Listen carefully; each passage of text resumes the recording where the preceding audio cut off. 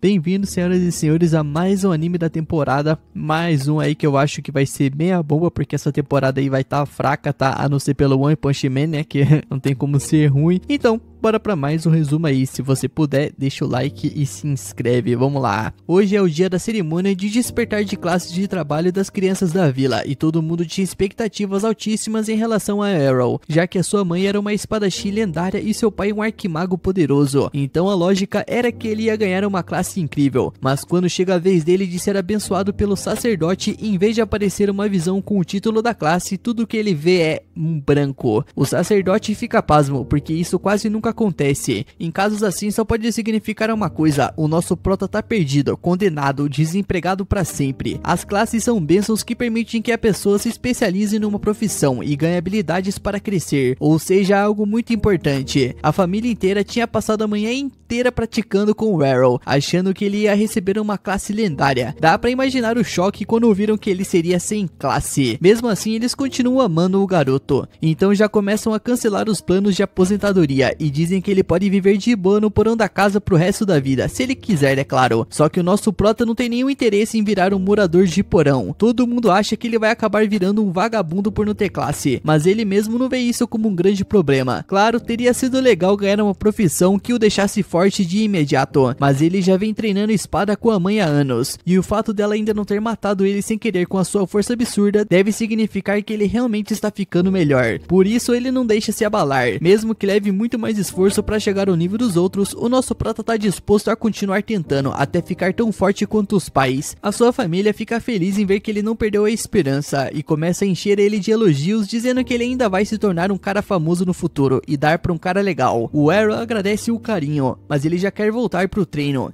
Então ele segue sozinho pro campus. Lá ele ouve um barulho de espadas se chocando e vai ver o que tá acontecendo. Então encontra dois garotos da vila testando suas novas classes de espadachim em um duelo. Logo um deles percebe que o nosso prota tá observando de longe e pergunta o que ele tá fazendo ali, já que aquele não era lugar para um fracassado sem classe. O Aaron responde que não existe nenhuma regra proibindo ele de treinar por ali, então só queria praticar em paz. Os garotos pareciam realmente decididos a mostrar quem mandava pro Aaron, então eles dizem que vão ser legais em mostrar pra ele do que alguém com classe é capaz. Nisso os dois voltam a lutar na frente dele. A técnica deles é ridícula, mas ele reconhece que é curioso ver como as habilidades de espadas funcionam de verdade. A primeira skill que qualquer pessoa com a classe de espadachim recebe se chama esgrima básica e permite balançar uma espada de forma decente, mesmo sem nunca ter pegado numa na vida, o que claramente era o caso daqueles dois. Nisso Aaron pensa que talvez ele consiga treinar bem se lutar contra eles, então ele interrompe e diz que gostaria de duelar. Os garotos ficam ofendidos só de pensar que um sem classe teria chance contra eles. Mesmo assim eles aceitam o desafio, mas antes um deles pergunta se o Aaron tem a sua proteção divina. Essa bênção é algo que todo mundo nasce tendo, uma espécie de escudo que absorve dano até certo ponto. O Aaron confirma que tem, e os meninos ficam aliviados, já que isso significa que eles não precisariam se preocupar em matar o garoto sem querer. O primeiro parte pra cima do Aaron, certo que o esmagaria de cara, mas para sua surpresa o nosso prota se mantém firme, sem abrir nenhuma brecha em sua defesa. Desesperado, o menino chama o amigo para atacarem juntos, mas o nosso prota percebe a jogada e desvia a tempo. Nem foi difícil de prever, já que o segundo gritou no meio do ataque surpresa. Mesmo assim, o Aaron vê ali uma boa oportunidade de se testar contra dois ao mesmo tempo, então ele avança contra eles. Em poucos segundos, os dois já haviam sido derrubados. Foi até mais fácil do que ele pensava. Qualquer pessoa sensata aceitaria a derrota, mas os garotos insistem que não valeu. Nesse momento aparece um moleque ruivo e manda os dois pararem de choradeira, lembrando que em um campo de batalha real não existem segundas chances. Os outros não discutem com ele, o que mostra que era alguém respeitado. Nisso ele se aproxima do Aaron e admite que para um sem classe a sua habilidade com a espada era impressionante, mas avisa que só venceu porque enfrentou dois fracos. Logo os meninos revelam que o ruivo é filho do Capitão Evans, o chefe da guarda da vila. O Aaron reconhece o Evans, já que o homem às vezes aparecia na sua casa para pedir ajuda à mãe dele em caçadas contra demônios, mas olhando bem, o garoto não parecia em nada com o capitão. Então por um instante o nosso prota quase solta a piada de que devia ser adotado, mas ele decide não cutucar na ferida. O ruivo estava ali por orgulho. Todo mundo dizia que a mãe do Aaron era mais forte que o seu pai e ele não aceitava isso, e para provar o contrário, ele treinava todos os dias desde que despertara sua classe há um ano atrás e já dominava as técnicas intermediárias da espada. Ele acreditava que os filhos herdavam as habilidades dos pais e queria mostrar que Evans era o verdadeiro mais forte. O Aaron, porém, rebate dizendo que isso não fazia sentido nenhum e que ele só estava irritado porque a sua mãe era mesmo mais forte do que o pai do ruivo, mas como nunca recusa um bom desafio, ele aceita o duelo. Os dois começam a trocar golpes em alta velocidade, deixando os outros garotos de boca aberta. O Aaron consegue acompanhar bem, embora perceba que o ruivo era realmente mais forte do que os anteriores. Ainda assim, a raiva do garoto atrapalhava sua concentração. Em um momento de descuido, após um golpe amplo, ele ficou totalmente exposto. O Aaron aproveita e avança, mirando no seu pescoço, mas no último instante, o ruivo ativa uma habilidade especial, o corte duplo. O primeiro golpe é bloqueado por Aaron, mas o segundo acerta em cheio seu abdômen, lançando-o contra a parede de tijolos. Apesar disso, o ruivo fica surpreso dele ter bloqueado o primeiro ataque naquela distância. No fim, porém, o Aaron estava caído e o ruivo declara vitória. O Aaron pede uma explicação e ele explica que o corte duplo é uma skill que permite desferir 2 ataques em um só movimento, e reconhece que o Aaron lutou muito melhor do que esperava, mas reforça que alguém sem classe nunca poderia superar uma habilidade dessas. Só que o Aaron leva isso como desafio pessoal e promete encontrar uma forma de vencer. Dias depois, a sua irmã tenta acordá-lo, mas ele ignora, já que não é muito fã de manhãs. Ela ameaça beijá-lo no rosto se ele não levantar, e isso é o suficiente para fazê-lo sair da cama. Durante a refeição, perguntam se ele pretende continuar o seu treinamento especial, e ele confirma, mesmo com a irmã tentando convencê-lo a descansar um pouco. Mas o Aaron não queria parar até ficar mais forte. No quintal, a sua outra irmã mostra um baú cheio de espadas quebradas, todas destruídas por ele no treino. Isso prova o quanto estava se esforçando, e na opinião dela, era melhor deixá-lo seguir nesse ritmo. Enquanto isso, na floresta, o Aaron testava sua versão própria do corte duplo, que finalmente havia dominado. Depois de analisar cada detalhe do golpe do ruivo, ele conseguiu replicá-lo à sua maneira. Um goblin que assistia escondido decidiu atacá-lo sozinho, e o Aaron o derrota em segundos com um corte no peito. Logo em seguida, ele ouve um rugido de um monstro enorme, e está prestes a recuar para pedir ajuda, mas o grito de uma criança muda sua decisão. Ele corre até o local e encontra o ruivo, gravemente ferido e preso contra a árvore por um goblin. Esperando o momento certo, o nosso prota desfere um corte duplo no monstro e o mata na hora. Depois ajuda o ruivo a se recuperar com água benta. Aliviado, o moleque agradece, mas logo pergunta como ele conseguiu usar aquela técnica, e o Aaron explica que apenas observou bastante, pegou o padrão e reproduziu. Na verdade, ele até deveria agradecer ao ruivo por ter usado tanto golpe contra ele, o que facilitou muito a sua aprendizagem. Chocado, o ruivo ainda insiste que a sua versão com a skill era ainda mais forte, então desafia o Aaron para outro duelo ali mesmo. Os dois se enfrentam novamente, e o Aaron não só consegue igualar o corte duplo, como ainda adiciona um terceiro golpe, pegando o rival desprevenido. O ruivo fica no chão atônito, enquanto nosso prota sai confiante, sabendo que havia superado o garoto. Dias depois, durante o jantar, a sua família comenta que o filho de Evans partiu para Breia, a cidade das espadas, para treinar. O Aaron desconfia que a sua derrota foi o motivo, mas a ideia de uma cidade inteira dedicada a espadachim soa tentadora. Alguns anos depois, o nosso prota resolve pegar uma carroça que estava indo em direção a Brésia. Dentro dela, ele acaba conhecendo um homem e uma mulher que também estavam a caminho. O cara era um bárbaro e a garota usava espadas duplas. Ela logo sugere que eles formem uma dupla, mas o bárbaro recusa na hora, dizendo que odeia trabalhar com gente que usa roupas chamativas para lutar. Nisso, a guria fica ofendida e retruca que a classe dela é baseada em velocidade e esquiva, então ela não precisa de armadura pesada. Além disso, o vestido ajuda, já que a maioria dos oponentes fica distraído encarando ela aí, mano. Vocês sabem por que motivo. Os dois estão prestes a começar uma briga feia, mas o motorista interrompe e pede um favor. Já que eles têm classes avançadas, eles podiam dar uma ajudinha agora, porque a situação complicou. Nisso, quando eles olham para frente, eles percebem que o caminho está bloqueado por uma horda de orcs e não tem como desviar. O bárbaro então já entra em desespero, já que só um grupo inteiro daria conta de tantos orcs, e ele sabe muito bem que não tem condições de lutar sozinho. A garota também não pensa duas vezes e já sai correndo, sem nenhuma intenção de arriscar a pele pelos outros. Parecia então que todo mundo da carroça estava condenado, até que o nosso prota entrou em ação. Ele salta do veículo e começa a enfrentar a horda, derrubando os orcs um atrás do outro.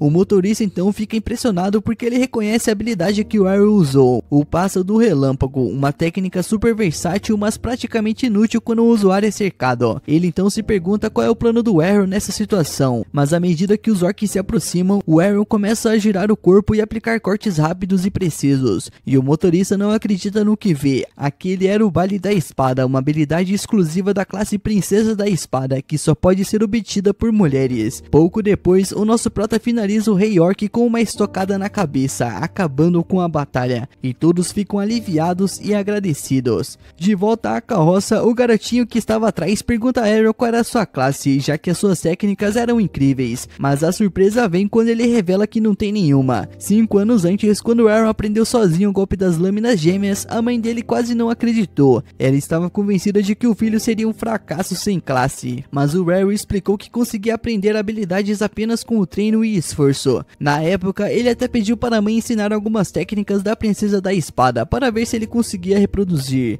E também contou que queria treinar um tempo em Breia, mas a mãe dele mal prestou atenção. Ela estava ocupada demais comemorando que o filho não seria um inútil afinal. No presente, a carroça chega aos portões de Brésia, e o motorista acorda o nosso prota e avisa que eles chegaram ao destino. A cidade estava cheia de espadachins e classes avançadas, então o garoto poderia aprender bastante ali. Antes de sair, o Aaron pergunta se o motorista também tem uma classe avançada. O homem tenta desconversar, dizendo que é só um motorista, mas é óbvio que não é verdade. Alguém comum não teria reconhecido tão facilmente as técnicas que o Aaron usou. No fim, o homem admite que é um cavaleiro sagrado, mas que de vez em quando trabalha como cocheiro para fugir das lutas constantes do cargo. Ele ainda dá um conselho, já que é a primeira vez do Aaron numa cidade grande, ele devia se juntar a uma guilda o quanto antes. A mesma história de sempre, né? Ele só recomenda que o nosso prota tenha cuidado com a escolha, porque há algumas guildas bem problemáticas por aí. Depois que o motorista parte, o nosso prota segue para procurar uma guilda. Muitas estavam recrutando, mas ele queria escolher a melhor. De repente, uma garota loira se aproxima por trás, tentando esbarrar nele de propósito, só para puxar conversa. Mas o Aaron desvia sem esforço e ela acaba caindo de cara no chão.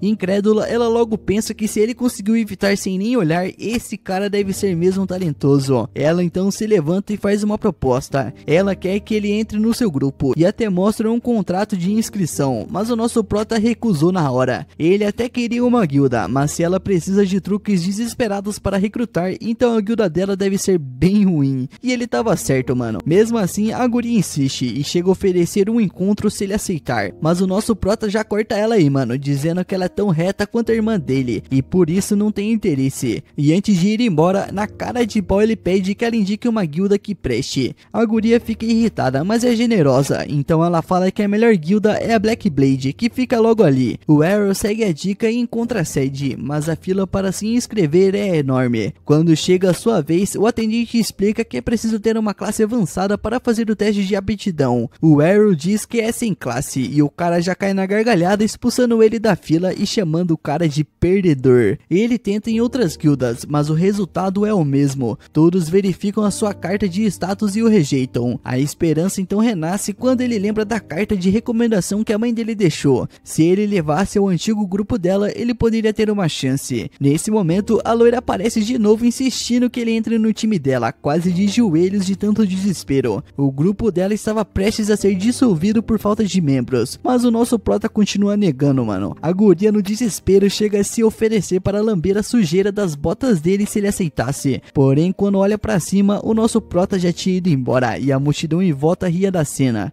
Mais tarde, o Aaron segue andando até chegar perto da guilda antiga da sua mãe, mas não tem certeza de qual prédio é. A loira aparece de novo e convida o cara para conhecer o grupo dela, dizendo que era ali pertinho. Ele olha e fica surpreso. O prédio parecia bem estruturado. Ela então explica que o nome do grupo dela é Dragonfang, mas que estava em decadência. Já foram uma guilda famosa, mas hoje eram considerados os mais fracos. Mesmo assim, ela acreditava que poderia voltar ao topo. O nosso prota fica chocado, porque esse era exatamente o nome da guilda da mãe dele. Já que isso é uma coincidência, entanto, ele resolve ouvir a proposta dela e entra. Lá dentro, ela leva ele até uma sala de espera, mas lá encontram o pai dela totalmente acabado. O homem olha para o Arrow e diz que ele não deveria perder tempo ali, pois a guilda já era, e sai antes que a filha pudesse falar alguma coisa.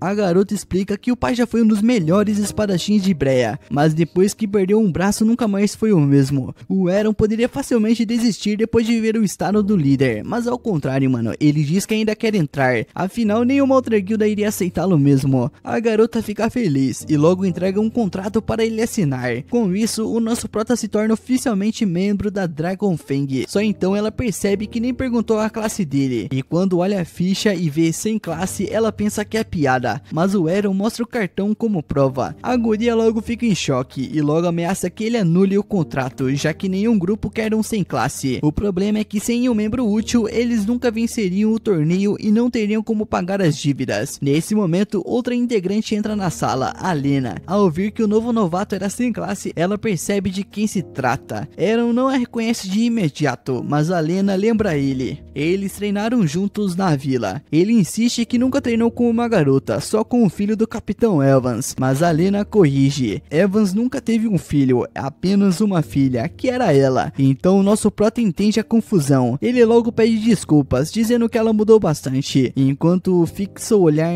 você sabe onde, mano. Esse cara eu não sei não, mas é safado, mano. A Lena fica corada, mas ainda assim o desafia para uma luta, já que treinou por 5 anos para superá-lo. Nisso os dois vão até o campo de treino e o duelo começa. A Lena lança um corte duplo e o Eren tenta revidar com a mesma técnica, mas ainda assim leva o golpe. Ela explica que embora ele copie suas habilidades, ela ficou muito mais forte esses anos, mas o nosso prota também evoluiu, e com um movimento veloz ele deixa apenas um pós-imagem e esquiva, revelando a técnica de espada da sombra suprema. Agora a Lena não consegue nem encostar nele. O Eren contra-ataca e a derruba, vencendo então a luta. A Lena tenta disfarçar, mas desaba chorando quando sai dali. Ela não acreditava que mesmo depois de tanto treino, ela ainda seria inferior a ele. O Eren e a loira decidem dar um tempo para ela se acalmar, então voltam para a sala principal. Lá o nosso prota pergunta mais sobre a situação da guilda. Resumindo, mano, eles estavam endividados e precisavam vencer o próximo torneio para pagar tudo. O problema era que precisavam de 3 membros e só tinham 2 pessoas fixas até agora. O Eren concluiu então que apesar da desvantagem, dava para encarar. Afinal, ele gostava de um bom desafio.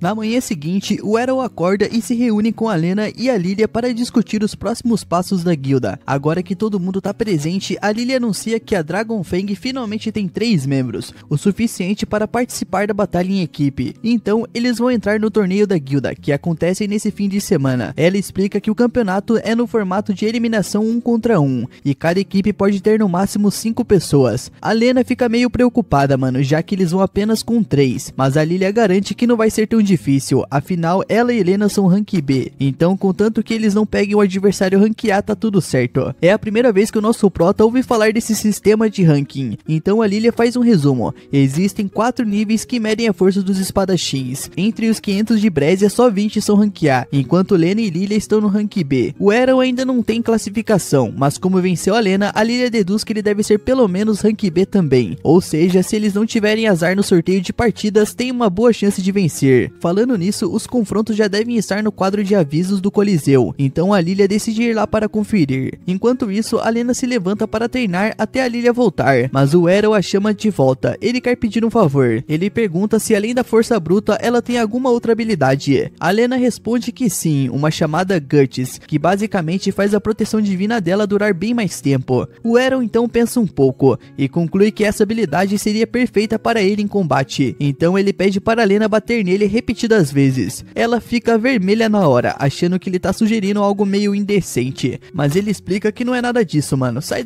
pra lá, sua pervertida. Ele quer apanhar porque acha que o Guts é uma habilidade ligada à resistência. O melhor jeito de aprender seria aguentando pancada sem usar proteção divina. A Lena o chama de maluco, já que todo mundo sabe que habilidades são bênçãos da deusa, ligadas à sua classe. Mas o Eren lembra que ela mesma já ouviu copiar técnicas de lâmina dupla e sombra, então por que essa também não? Pra provar, ele pede para ela emprestar a espada. A Lena entrega, mas não entende o que ele vai fazer com aquilo. A espada dela é feita sob medida e pesa 5 vezes mais do que o normal. Impossível de manejar sem habilidade de força bruta. Só que o nosso prota prova o contrário. Ele desembanha e balança a lâmina como se fosse leve. A Lena fica chocada e a Sophie acha que embora a habilidade de força bruta deixe alguém mais forte, treino pesado também faz diferença. E o nosso prota treina há anos. Reconhecendo que estava errada, a Lena aceita ajudá-lo, mas avisa que se for para bater nele, ele, ela não vai pegar leve. Pouco depois, a Lilia volta correndo com más notícias. Eles vão enfrentar a Black Bait Guild, e os caras têm 8 membros rank A. Mesmo assim, a Lilia continua confiante. Só que enquanto discursa, percebe que a Lena tá literalmente descendo o braço no Errol. Ela se defende, dizendo que foi ele quem pediu. E mesmo todo machucado, o nosso prota só pergunta o que tem pro almoço. Nisso chega o dia da competição, e quando o grupo chega ao Coliseu, houve gente comentando que o Dragon Fang deu azar de cair contra a Black Bait. Dizem que o Dragon Fang já foi uma das melhores guildas, mas ninguém quer apostar neles. Todo mundo tá apostando na Black Bait. Lilia logo se irrita, mas Lena segura para evitar mais confusão. O Errol, por outro lado, nem liga se acreditam nele ou não, só fica surpreso ao saber que dá para apostar nas lutas. A Lena então explica que as partidas do Coliseu sempre tem apostas, e as chances deles são de 20 contra 1.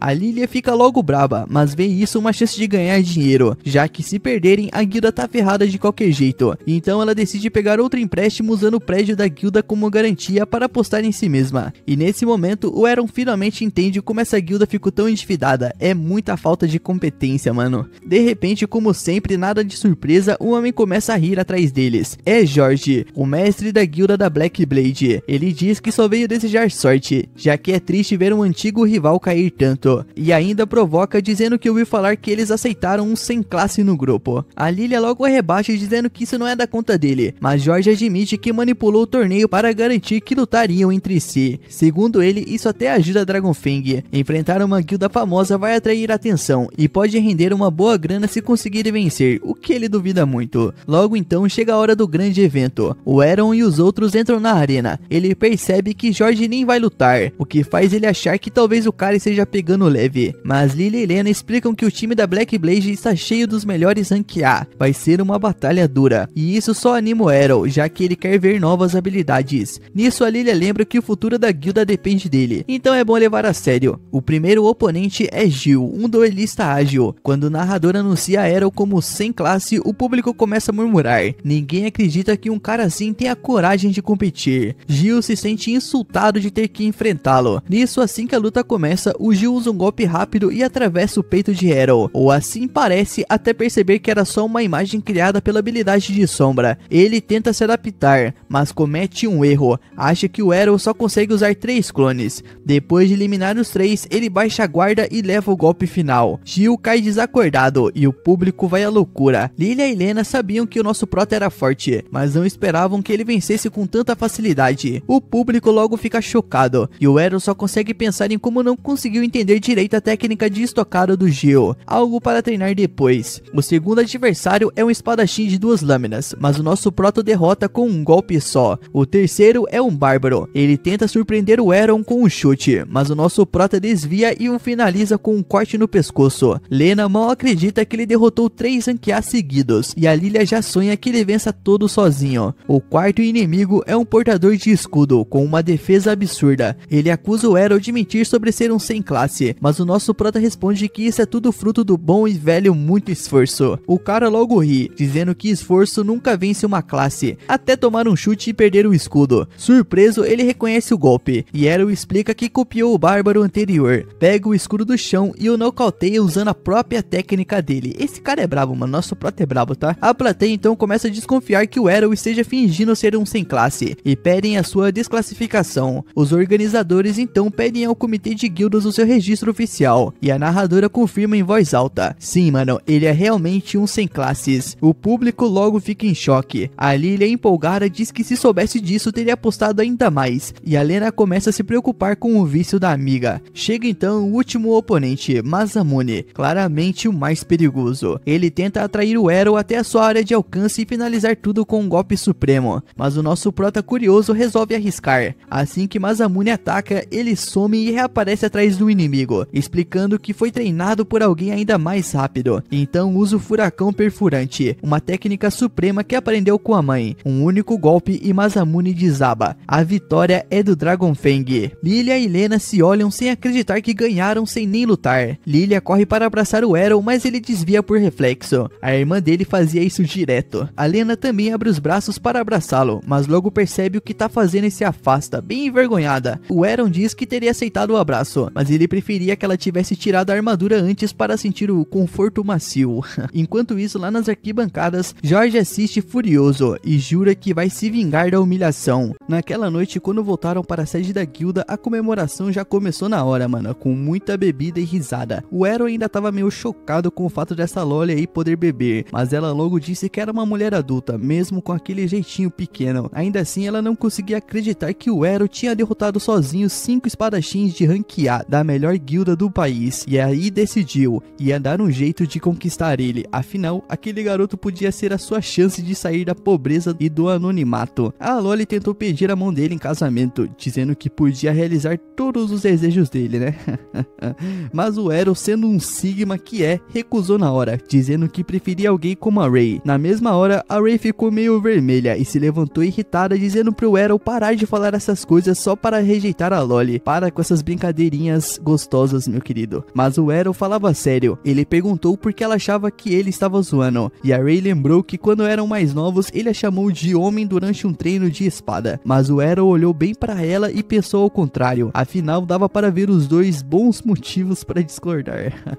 A Loli então percebeu que a Ray nem tinha ideia da vantagem que tinha, então resolveu relaxar. Começou a passar a mão na perna do nosso prota, dizendo que ele devia estar exausto e que podia encontrá-la no quarto para relaxar um pouquinho. A Ray ficou toda sem graça e mandou ela parar de falar essas coisas, mas a Loli só deu um sorrisinho, dizendo que era só uma massagem depois de um dia puxado, tá ligado, né? Pra surpresa dela, o nosso prota respondeu que preferia receber uma massagem da Ray, e no caso dele significava ser espancado até não aguentar mais do campo de treino, enquanto tentava dominar a magia de reforço que a Ray usava com tanta facilidade. Nisso, a barulheira acabou acordando o pai da Ray, que desceu cambaleando de ressaca, reclamando do barulho e dizendo que eles não precisavam descontar a frustração de perder o torneio no meio da noite. A Ray então logo corrigiu, dizendo que eles tinham vencido, e logo contra a melhor guilda do país. O homem ficou surpreso, mas achou que o grupo rival tinha mandado só recrutas fracos. A Loli então o surpreendeu ainda mais, dizendo que os inimigos eram todos de alto nível e que o nosso prota derrotou todos sozinho. O pai dela ficou de queixo caído, encarando o garoto todo machucado, tentando entender se ele era mesmo tão forte assim. A Loli, empolgada, contou que tinha apostado alto e que, como Eren varreu o time adversário, ela ganhou uma bolada. Agora estavam livres das dívidas e ainda tinham grana para sustentar a guilda, mas o pai dela não parecia meio animado. Disse que se o garoto fosse realmente tão poderoso, logo ele seria recrutado por uma guilda maior e mais rica. Mas a Loli garantiu que não precisava se preocupar, já que logo se casaria com o Eren. Assim ele seria da família. Ela quer dar o golpe do baú, mano. O Eren negou na hora e virou pra falar com o pai dela, dizendo que a Loli podia ser teimosa, mas pelo menos não era uma covarde que desistia de tudo. O comentário pegou na ferida do cara, mano. A carapuça serviu e o cara lançou um olhar mortal, mas o nosso prota continuou, dizendo que ele devia parar de se lamentar e voltar a agir como um homem, como um guerreiro, já que ainda tinha uma mão boa e podia empunhar uma espada. O homem perdeu a paciência e mandou ele calar a boca sobre assuntos que ele não entendia. Disse que um espadachim de 2 lâminas que não pode mais empunhar 2 espadas é só um peso morto. O Eren logo discordou, dizendo que mesmo sendo um espadachim sem classe, ainda estava lutando para subir na vida. O homem então o empurrou e voltou pro quarto. A Ray e a Loli logo correram para ver se o Eren estava bem, e a Loli aproveitou para se desculpar pelo comportamento do pai, agradecendo o que ele disse. Nisso, nosso prota respondeu que mesmo com um braço só e depois de tanto tempo parado, o pai dela ainda era incrivelmente forte. Um desperdício deixar tanto talento de lado. Pensando nisso, ele prometeu para si mesmo que faria o homem voltar a empunhar a espada. Ao ouvir isso, a Loli sugeriu que ele começasse treinando em algumas dungeons próximas da cidade. O Eren não fazia ideia do que eram essas dungeons, então a Ray explicou que eram cavernas subterrâneas cheias de monstros e armadilhas, perfeitas para ganhar experiência e aprender novas habilidades, algo essencial para o torneio do Deus da Espada. O Eren, é claro, não sabia o que era esse torneio, então ela contou que era uma competição anual onde os melhores espadachins do país se enfrentavam para provar quem era o número 1. A Loli então logo tirou um formulário e mandou o Eren preencher para participar, mas para o horror da Ray, ele rasgou o papel bem na frente delas. A Ray logo perguntou se ele não queria competir, mas o nosso prota respondeu que a Loli estava tentando enganá-lo. O papel era na verdade um contrato de casamento. A Loli deu risada, dizendo que era só uma brincadeira, mas o nosso prota já estava de saco cheio e aplicou um mata-leão nela para ver se ela aprendia uma lição. Na manhã seguinte, a situação não parou. O Arrow acordou com a Loli tentando pular pra cima dele, mas ele desviou e amarrou ela na cama antes de sair. Mais tarde, o grupo foi junto às dungeons, onde a Loli explicou como funcionava o teletransporte pelos círculos mágicos. Cada um só podia ir até o andar que estivesse alcançado. Ela comentou com orgulho que tinha chegado até o level 12. Enquanto a Rey já tinha alcançado o nível 14, o Aaron decidiu na hora que iria junto com ela até lá, mas a Loli explicou que não era assim que funcionava. Para poder ir até um nível, ele precisava ter estado lá fisicamente. Isso acabou com o entusiasmo dele, já que queria enfrentar os monstros mais fortes logo de cara. Mesmo assim, a Loli disse para ele não se preocupar, pois conhecia um atalho que os levaria rapidamente aos andares inferiores. Nisso, eles concordaram com o plano, mas a Loli tentou separar o Aaron da Rey, dizendo que a Rey podia continuar a sua jornada sozinha, já que ele não precisaria de duas guias. Ela começou a arrastar o garoto para longe, mas o nosso prota não caiu nessa e chamou a Rey para ir junto. Assim que entraram no primeiro andar, foram atacados por dois cavaleiros de armadura. O Aaron sacou a espada para cima de um enquanto a Rey enfrentava o outro. Ele então se surpreendeu ao ver que os cavaleiros se moviam com tanta agilidade mesmo usando armaduras pesadas, mas nada que ele não pudesse lidar. Então, usando seu dash step, ele cortou a cabeça de um deles, só para perceber que a armadura já estava vazia e se movia com a energia mágica da masmorra. Mesmo sem cabeça, o cavaleiro continuou lutando. A Rey então avisou que eles não sentiam dor e nem tinham fraquezas reais. Então o nosso prota atacou as pernas, derrubando o inimigo no chão. Rey fez o mesmo com o dela e disse que precisavam se apressar, pois eles se regenerariam logo. Antes de prosseguirem, Aaron perguntou a Loli qual era a classe dela, e orgulhosa ela respondeu que era uma Facer, uma espadachim ágil, e prometeu ensiná-la o que quisesse, no campo de treino ou na cama. O Aaron, é claro, recusou de novo e seguiu em frente. Nisso, antes de entrarem no segundo andar, ouviram pedidos de ajuda vindos de uma porta próxima. Ao se aproximarem, viram um homem coberto de sangue, ajoelhado no chão implorando por socorro. A Rey sugeriu levá-lo de volta à superfície, mas o homem recusou, dizendo que os amigos dele estavam presos lá dentro, feridos por uma armadilha. Ele implorou que os ajudassem, e a Loli logo tratou de negociar um preço pelo resgate. Para a surpresa dela, o homem pagou uma boa quantia, dizendo que era dinheiro ganho em apostas. Mas o nosso prota percebeu algo errado. Andando atrás do sujeito, notou que alguém perdendo tanto sangue não teria forças nem para ficar de pé sem água sagrada, quanto mais para andar. As feridas eram falsas. Ainda assim, ele guardou a informação. Achou que a situação poderia ficar interessante. O homem os levou até uma sala secreta, onde havia um rastro de sangue e uma aposta no centro, com uma única moeda de ouro. A Loli, atraída pela visão da moeda, foi pegá-la, mas um círculo mágico se acendeu sob os pés deles. Rey percebeu o truque na hora, enquanto o homem ria, dizendo que tinha sido pago para fazer esse servicinho fácil. Só que, para a surpresa dele, o círculo o teleportou junto com o grupo. Eles apareceram em um andar que nem a Rey conhecia, abaixo do nível 14, um nível que ninguém mais tinha visto. O falso ferido começou a tremer de medo, dizendo que ali era o andar mais profundo da masmorra,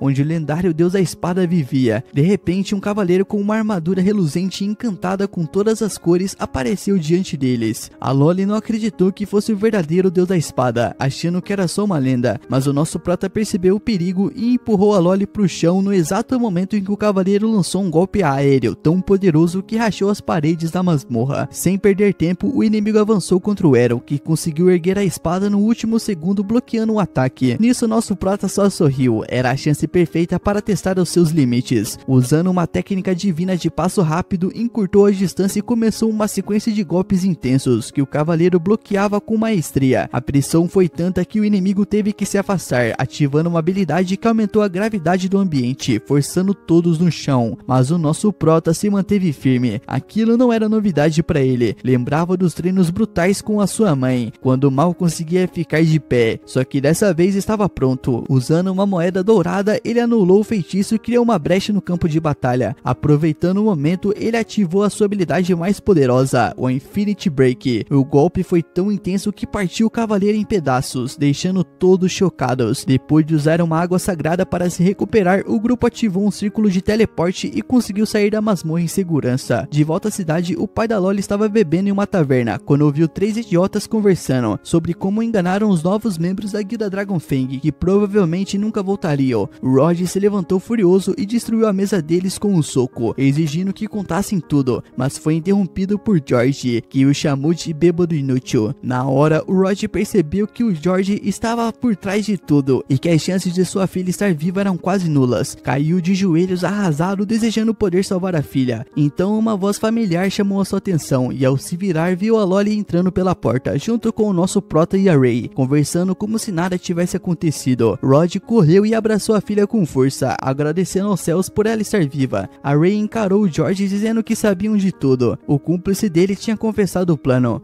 George, com um bumbum político, negou tudo, dizendo que cada um é responsável por si mesmo dentro das masmorras. O Aaron achou que aquele argumento fazia sentido, mas Rod prometeu que ele não sairia impune. George apenas deu um sorriso cínico, chamou Rod de um bêbado fracassado e saiu da taverna. O nosso prata só ficou observando ir embora, já imaginando os próximos truques que teria que enfrentar. Alguns dias se passam e agora a Lolly recebe um pergaminho com todas as primeiras chaves para o torneio. Para o seu horror, ela descobre que está no mesmo grupo que o nosso prota, o que imediatamente acaba com o seu ânimo, já que isso significa que ela não tem a mínima chance de ganhar as eliminatórias e representar a sua guilda no torneio principal. O Aaron dá uma olhada no pergaminho que Ray estava lendo e percebe que ela está em um grupo diferente do dele. Ela agradece aos céus por isso, já que não teria nenhuma chance contra o nosso prota. De qualquer forma, ela começa a rezar para que Deus a ajude a passar pelas eliminatórias sem grandes dificuldades. Enquanto o Aaron a provoca dizendo que ela tem problemas com o pai, a Lolly os interrompe, dizendo que precisam voltar para os calabouços para treinar. Mas o Aaron já tá tão entediado com os calabouços que ele só quer ir embora. A Lolly, por sua vez, tenta se fazer de fofa, dizendo que precisa de um homem forte para protegê-lo caso as coisas deem errado. Mas antes que possam sair, o Rod aparece na sala, enquanto pega sua filha e diz para ela se manter extra segura, já que nunca se sabe quando aquele safado do George vai decidir atacar novamente. A Lolly consegue ver o medo nos olhos do pai, então concorda seriamente em tomar cuidado antes de sair. Algumas semanas se passam e finalmente chega o dia das eliminatórias. Os combates começam enquanto o público vira nas muralhas, assistindo os lutadores se enfrentando em uma chuva de faíscas e golpes de espada. Aos poucos o grupo vai se afunilando à medida que as pessoas são eliminadas, e até a Lolly perde a sua luta antes de sequer encontrar o Aaron. Ela fica triste num canto, lamentando o resultado, pois pelo menos esperava chegar à final dessa vez. Mas o nosso prota não se importa com os sentimentos dela, dizendo que ela estava se preocupando à toa, já que mesmo estando no mesmo grupo, ela teria perdido de qualquer jeito. E isso só deixa a Lolly mais triste, mas ela se recompõe e diz para o nosso prota manter a guarda alta, pois a outra finalista do grupo deles tem uns truques especiais. O Aaron, no entanto, parece não estar muito preocupado e responde que já ouviu quase todos os truques nos combates dentro dos calabouços, então duvida que essa oponente consiga surpreendê-lo. A Lolly, no entanto, não tem tanta certeza e responde que a espadachim de cabelo vermelho é na verdade uma espadachim mágica, capaz de usar feitiços para reforçar a sua espada com mana e poder extra. E isso é algo interessante, já que o Aaron não esperava que a cidade permitisse o uso de magia em um torneio focado em ser o melhor espadachim. Com isso, o locutor chama Aaron e a Lolly lhe deseja sorte. Ele sobe para a arena e se depara com uma garota de cabelo vermelho, que diz diretamente que é uma espadachim mágica e que essa classe é aceita no torneio, então ela não quer ouvir reclamações sobre a luta ser injusta por causa da magia dela. O Aaron, por sua vez, diz que não se importa e que o melhor lutador vai vencer a luta. Com isso, o lutador começa o combate e imediatamente a garota de cabelo vermelho começa a lançar bolas de fogo contra ele. O nosso prota faz um movimento estilo Matrix, desviando de uns ataques 1 a 1, enquanto desvia e corta os outros. A garota espadachim mágica, no entanto, parece ter uma reserva infinita de mana, pois continua seu ataque sem parar. Ele logo tenta atacá-la, mas a menina consegue bloquear o seu golpe enquanto usa outra bola de fogo para empurrá-lo para trás. O Aaron começa a entender as habilidades dela e comenta que isso deve ser bem conveniente, poder alternar entre ataques a curta e a longa distância à vontade. Ela se gaba do seu talento, dizendo que um perdedor sem classe como ele nunca poderia derrotá-la, mas o Aaron responde que ela não é mestre de nenhuma dessas duas disciplinas, mesmo sabendo o básico de ambas. Isso a irrita profundamente e ela promete fazer ele engolir as suas palavras, usando a magia para imbuir o fogo em sua espada, tornando-a uma espada flamejante, afirmando que somente um verdadeiro espadachim mágico pode empunhar algo assim. Com isso, ela balança sua espada, fazendo com que a chama siga em direção ao Aaron, que simplesmente desvia calmamente e corta a chama. Mas até ele está tendo dificuldades para entender de onde virá o próximo ataque, devido aos movimentos erráticos dela. Ele reconhece o seu talento, dizendo que ela deve ter treinado bastante, mas logo ele fica parado em um lugar e ensina uma verdadeira lição de maestria, começando a desviar dos ataques de fogo sem sequer se mover. Então ele afirma que mesmo a técnica dela sendo básica, se ela fosse um pouquinho melhor que a Lolly, ela poderia ser muito mais eficaz e problemática. Mas a esse nível, ela mal é melhor que um NPC, e isso deixa a garota completamente envergonhada. Antes mesmo que ela consiga entender o que acabou de acontecer, ele usa seu passo Blink para aparecer atrás dela e bate em sua cabeça com a empunhadura da sua espada, derrubando-a. A multidão explode em aplausos, enquanto os juízes anunciam que o Aaron é o vencedor do quarto bloco, mas tudo o que ele está pensando é como pode dominar e aplicar as habilidades que acabou de ver essa garota usar. Alguns dias se passam e finalmente chega o dia da final do torneio. A Loli vai até para casa da guilda para acordar o seu pai, insistindo para que ele assista ao torneio com ela, para que possam torcer pelo Aaron e pela Ray. O seu pai nem abre os olhos e diz para ela ir sozinha, pois ele não se importa nada com isso. A Loli tenta provocá-lo, perguntando se ele tem medo de ver o George lá. Finalmente, o Rod concorda em ir. De volta ao torneio, Ray parece estar perdendo a compostura, mexendo as pernas ansiosamente. Olhando para o chão, ela leva um susto quando o Aaron aparece e pergunta se ela está com medo de se enfrentar logo na primeira luta. Isso parece fazer com que ela esqueça os seus medos, e ela tenta acertá-lo, mas o Aaron segura o golpe dela enquanto os juízes anunciam que a primeira luta será entre George, o campeão defensor, e o Aaron, o fenômeno sem classe, que está surpreendendo a todos com a sua jornada invicta até agora. Ele levanta para sair, mas a Ray segura sua mão, desejando-lhe boa sorte. Com isso, o Aaron vai para a arena, onde a Loli grita para ele, dizendo para o nosso prota derrotar o George e destruir o cara em 64 pedaços. Mas no momento em que o Aaron vê o George saindo da arena, ele imediatamente percebe algo errado. Nele cresceu presas e chifres, parecendo que acabou de vender a sua alma para um demônio. Os instintos de Aaron começam a disparar e ele percebe que esse cara pode ser muito perigoso, mas o Rod imediatamente percebe o que está acontecendo. Ele nota a espada que o George está segurando e avisa para o nosso prota se afastar, pois ele está segurando uma espada com um demônio muito poderoso aprisionado dentro dela. A voz de George parece diferente enquanto ele fala, dizendo que não pensou em como alguém o reconheceria. A Loli fica confusa, já que o George deveria saber quem o Rod é, mas o Rod responde que o próprio demônio parece ter possuído o cara a esse ponto, o que significa que ele não está mais no controle de nada. O Rod afirma que a espada deveria ser a espada original, usada pelo deus da espada que derrotou o rei demônio, mas antes de morrer o demônio amaldiçoou a espada, o que fez com que ela fosse trancada na realeza. Nisso o demônio sorri, dizendo que foi selado por centenas de anos, mas permaneceu paciente, pois sabia que algum dia alguém viria libertá-lo e tomaria o poder para si. E foi exatamente isso que aconteceu com George. Ele anuncia para todos no estádio que ele é um demônio chamado Gilda, o destruidor da humanidade. E isso faz até a Ray sair da sua posição e afirmar que sempre achou que Gilda fosse apenas um mito, uma lenda para assustar crianças. O demônio que se tornou poderoso o suficiente para destruir o planeta inteiro. O caos e o medo se espalham à medida que os cidadãos reconhecem o nome dele e começam a fugir do estádio, causando uma grande correria. No entanto, Gilda adora o som dos humanos gritando por suas vidas e não vai deixar que eles fujam tão facilmente. Ele cria um círculo mágico sob seus pés, cobrindo todo o estádio com uma cúpula de energia mágica, prendendo todos dentro. Ele ri do horror que está causando, dizendo que os gritos humanos são como música para seus ouvidos e que vai aproveitar isso enquanto os mata. Mas para sua surpresa, o nosso prota nem se move do seu lugar e de fato já está com sua espada desembainhada. Gilda diz para ele correr por sua vida, mas o Aaron responde que está confiante de que pode derrotá-lo, já que o derrotaram uma vez, o que significa que ele não é invencível. Nisso o demônio ri, dizendo que a última vez que foi derrotado foi por um deus da espada e que conforme as memórias de George, não há mais nenhum deus da espada vivo nesse momento. O Aaron rebate dizendo que ainda há um deus da espada vivo, que é a sua própria mãe, e que ele ainda pode derrotá-lo mesmo sem ser um deus da espada. O monstro não consegue segurar o riso, mas logo a sua risada se interrompe quando o Aaron avança para um ataque, forçando o demônio a recuar antes de contra-atacar. O Aaron se esquiva dos ataques enquanto o demônio fica parado, chocado, percebendo que esse garoto acabou de usar a técnica de passo divino, que só os deuses da espada podem usar. O nosso Aaron, no entanto, não para e continua usando a técnica, atacando o demônio de múltiplas direções, mas o demônio apenas ri, dizendo que o nosso prota esqueceu de que está no corpo de um imperador da espada, o que significa que os ataques do nosso prota não estão causando grande dano. Com isso, o demônio pula para cima e acerta o Aaron no ombro, esmagando-o contra o chão, achando que o garoto está acabado. No entanto, ele fica chocado quando a poeira se dissipa e vê que Aaron parece ter absorvido o ataque sem grandes danos, graças ao treinamento com a Ray, e isso faz Gilda hesitar por um momento, mas logo ele parte para um novo ataque. Porém, o nosso prota o desvia calmamente e contra-ataca com a sua própria técnica de quebra infinita, cortando e desferindo golpes no demônio de múltiplas direções, sobrecarregando pegando com uma série de ataques. Isso faz Gilda ter um déjà vu, já que ele tem certeza de que o Eren está usando todos os ataques de um deus à espada, mas ele não consegue acreditar que um simples garoto possa ser um espadachim desse nível. Porém, antes que ele pudesse bolar um plano, o nosso prota desferiu um golpe forte para acabar de vez com o demônio, que cai no chão em uma nuvem de poeira. Todos na arena comemoram, achando que o Eren derrotou o deus demônio. No entanto, Gilda não estava morto ainda, já que seu corpo real estava na espada, e todo o dano havia sido feito no corpo de George. Ele rapidamente começa a procurar um novo hospedeiro, e imediatamente salta em direção a Rod.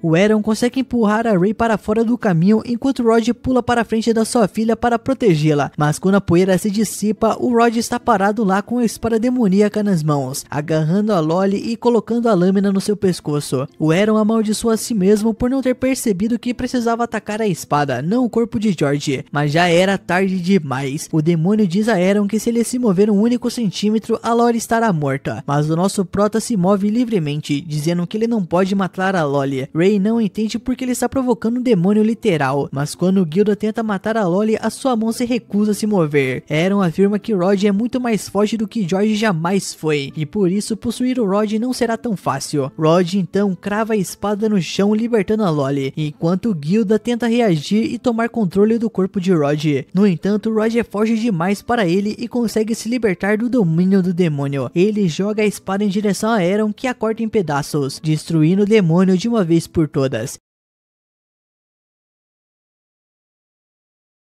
De volta à guilda, o Rod finalmente recuperou a sua paixão pela esgrima, e graças à fama que o nosso prota trouxe para o grupo, agora há uma fila enorme de novos aprendizes querendo treinar com ele, e os coitados imploram por misericórdia, dizendo que não aguentam mais aquele ritmo insano. Enquanto isso, um dos alunos está escondido atrás de uma parede, tentando escapar do treino, quando Lisa o encontra. Ela pergunta por que ele está enrolando em vez de treinar com os outros, mas o rapaz explica que o Rod está pegando pesado demais, e ele só precisava respirar um pouco. A Lilia admite que o pai realmente ficou mais dedicado à espada depois de conhecer o Eren. O garoto então pergunta onde está o nosso prota, já que ele não apareceu o dia todo. A Lilia conta que o Eren saiu da guilda recentemente e que Helena também se foi, correndo atrás dele. Ela tenta manter a postura, mas acaba chorando, dizendo que não acha justo ele tê-la deixado para trás. Enquanto isso, o nosso prota está a caminho da sua cidade natal. O cocheiro se espanta ao saber que ele venceu o torneio do Deus da Espada em tão pouco tempo na capital e pergunta se ele tem mesmo certeza de que quer ir embora agora, no auge da sua fama, mas o nosso prota responde que já aprendeu tudo que podia ali, não há mais para o que buscar. Além disso, ele quer voltar para casa e testar as suas novas habilidades, pois acredita que com tudo que aprendeu, talvez finalmente consiga derrotar a sua mãe. Na vila natal do Eren, a sua mãe está no jardim colhendo flores quando ele aparece e tenta se aproximar de surpresa, mas sem nem olhar em direção a ele, ela o chama pelo nome, já sabia que o nosso prota estava ali. Ela diz que está feliz em vê-lo e comenta que ele realmente ficou mais forte, já que só percebeu sua presença quando ele estava bem perto. O Eren vai direto ao ponto, conta que venceu o torneio do Deus da Espada. A mãe fica radiante e diz que também venceu quando tinha a idade dele, mas antes que ele possa desafiá-la para um duelo, ela decide mostrar quem ainda manda e aparece na frente dele em um piscar de olhos, tão rápida que ele nem conseguiu nem reagir. A mãe diz que adoraria lutar com ele, mas que se fizessem isso ali, acabariam destruindo a casa. Então convida o filho para ir até o campo de treino atrás da montanha, e ele aceita na hora. Quando chegam, Farah diz que está animada em ver o quanto o filho cresceu, e já parte para cima dele com um ataque rápido como um raio. Dessa vez o nosso prota consegue reagir, levanta a espada a tempo e bloqueia o golpe. Ele então salta no ar e combina dois ataques, o corte divino e o corte das lâminas gêmeas, mas Farah defende todos com facilidade. Impressionada, ela elogia a criatividade do filho por combinar essas técnicas, mas o nosso prota pergunta qual habilidade ele usou para bloquear tudo aquilo, já que nunca tinha visto nada parecido. A sua mãe apenas sorri e diz que não usou habilidade nenhuma, apenas técnica pura. Observando a mãe, o nosso prota percebe que não precisa depender tanto de habilidades especiais. Às vezes o verdadeiro domínio vem da prática simples. Enquanto isso, na vila, os moradores ouvem barulhos ensurdecedores vindos da floresta. Todos entram em pânico achando que um monstro poderoso está atacando, mas na verdade são apenas Farah e o nosso prota lutando com tudo tudo que tem. Farah tenta usar a presença divina para deixá-lo mais lento, mas o Eren já dominou essa técnica e ela não surte mais efeito. Surpresa com o quanto o filho evoluiu, ela avisa que agora vai lutar a sério e ele diz que fará o mesmo. Os dois avançam ao mesmo tempo e se chocam com um ataque supremo, o Infinity Break. Enquanto isso, a Lena também chega de volta à vila, mas não encontra ninguém por perto. Ela vai até a casa dele e bate na porta, mas para sua surpresa quem abre é uma garotinha. Lena, confusa, acha que deve ser a irmã mais nova do Eren. Então a Lena pergunta se o nosso prota está por perto, mas a garotinha dá uma boa olhada nela e imediatamente fica com ciúmes. Chamando a Lena de coisas que eu não posso dizer, ela tenta bater a porta na cara dela. Nisso a Lena, sem entender nada, segura a porta aberta e tenta explicar que só quer falar com o nosso prota, mas a menina se recusa a ouvir e diz que ele nunca se interessaria por uma igual ela. Nesse momento, o Eren e a Farah chegam em casa. Farah rapidamente repreende a filha, mandando parar de ser rude com a visita. A menina pergunta quem venceu e Farah responde que o Eren saiu por cima. A Lena fica impressionada, afinal Farah é uma deusa da espada. O Eren modesto diz que só ganhou porque a Farah não treina com a mesma seriedade de antigamente. A sua mãe reclama que ele não devia dizer isso, pois a faz parecer uma velha, e o nosso prota responde dizendo que ela continua bonita demais para isso. Todos riem e vão embora, sentando na mesa para conversar. A sua mãe até quer ouvir sobre as aventuras do Eren na Cidade da Espada, mas o que ela quer realmente saber é como ele e Lena se conheceram, afinal ela adora uma boa história de romance, e eu também, né, não vou julgar. O Eren explica que os dois moraram juntos enquanto ele estava na cidade, o que fez a Farah ficar toda animada, mas a Lena logo esclarece que eles só são companheiros da guilda, nada de coisas indecentes. O nosso prota pergunta o motivo da visita, e a Lena diz que vem entender por que ele abandonou o grupo sem se despedir, e o nosso prota só responde que deixou uma carta de renúncia oficial, mas a Lena insiste que ele poderia ao menos ter dito adeus pessoalmente. Nisso, a sua mãe interrompe, dizendo que acha bonito a Lena se importar tanto, mas Lena explica que na verdade aquela também é sua cidade natal, e que além de ver o Eren, ela veio pedir algo importante. Ela olha para a Farah e pergunta se poderia aceitá-la como uma discípula. A Farah fica surpresa com o pedido, mas antes que possa responder, alguém entra na porta. É Evans. Evans chega aflito, dizendo que ouviu um som terrível vindo do outro lado da montanha e teme que seja um monstro. Farah, sem querer levar bronca, mente e diz que já derrotou um monstro. Aliviado, o Evans relaxa e então nota Lena. Ele demora a reconhecê-la, mas logo comenta como ela está parecida com a sua falecida esposa. Pergunta o que ela tá fazendo ali e Farah brincalhona responde que Lena veio aprender como ser uma boa esposa para o nosso prota. O Evans cai em lágrimas, achando que a filha vai se casar, mas a Lena entra em pânico e explica que só quer treinar espada com a Farah. A deusa dá risada e diz que pode ensinar as duas coisas, lutas e tarefas de casa. A Lena pede ajuda a Evans para convencer a Farah do contrário, mas para sua surpresa ela apoia a ideia, dizendo que desde a morte da esposa sempre se preocupou com o futuro da filha, já que só sabia ensiná-la a lutar. A Farah então garante que cuidará bem da Lena e Evans, satisfeito, se despede. A Lena fica sem entender como a situação saiu totalmente do controle, e enquanto isso o pai de Eren está trancado no escritório, focando apenas nas suas pesquisas de magia, e já tinha ouvido toda a confusão do lado de fora. Quando o nosso prota entra, ele pergunta como o estudo está indo, e o seu pai responde animado que está perto de uma grande descoberta, algo que pode se tornar uma técnica suprema. Logo muda de assunto e pergunta se é verdade que o Eren trouxe uma namorada para casa. O Eren, meio sem graça, diz que ela é mais bela do que fofa, e em seguida revela o motivo da visita. Quer que o pai o ensine magia, mas o homem balança a cabeça e diz que isso é impossível, que o Eren devia desistir. Enquanto isso, Farah está na cozinha tentando ensinar a Lena a cozinhar. A garota promete dar o seu melhor, mas sem nenhuma experiência ela acaba destruindo a mesa com um golpe. A Farah apenas ri, dizendo que elas vão começar do zero. Mais tarde, o Eren e o pai terminam de consertar o estrago, e o Eren pergunta por que ele não usou magia para isso. O seu pai responde que Farah prefere quando ele faz as coisas à mão, mas para agradar o filho, ele pega uma caneta quebrada e a reconstrói com um feitiço. O Eren fica fascinado e pergunta se não poderia tentar aprender também. O pai explica que magia depende de uma quantidade de mana no corpo, e isso não se desenvolve com o treino. O Eren então o lembra que pode ter recuperado mana ao beber uma das poções estranhas na guilda, achando que era um veneno. O pai, surpreso, pede para ele tentar concentrar essa energia, e depois de um tempo, um pequeno brilho azul aparece na palma da mão do Eren. Leon fica emocionado. Aquilo prova que o filho realmente tem mana, ainda que pouca. Exausto, o nosso prota apaga apaga logo em seguida, e o pai diz que ele vai precisar aumentar a sua reserva mágica antes de lançar qualquer feitiço. No dia seguinte, o Eren vai até uma loja e compra todos os frascos de poção de mana disponíveis, começando um intenso treinamento. 6 meses depois, o seu poder já evoluiu bastante para manter uma esfera de energia nas mãos. O pai o parabeniza e explica que ainda há um longo caminho pela frente. O seu nível de mana equivale ao de uma criança de 10 anos, então entrega a ele um pergaminho com inscrições mágicas, explicando que como ele não tem classe de mago, ele vai precisar memorizar cada feitiço manualmente. Vai ser difícil, mas há uma opção: estudar na cidade da magia. Só que antes disso, ele precisa elevar a sua mana até o mínimo exigido.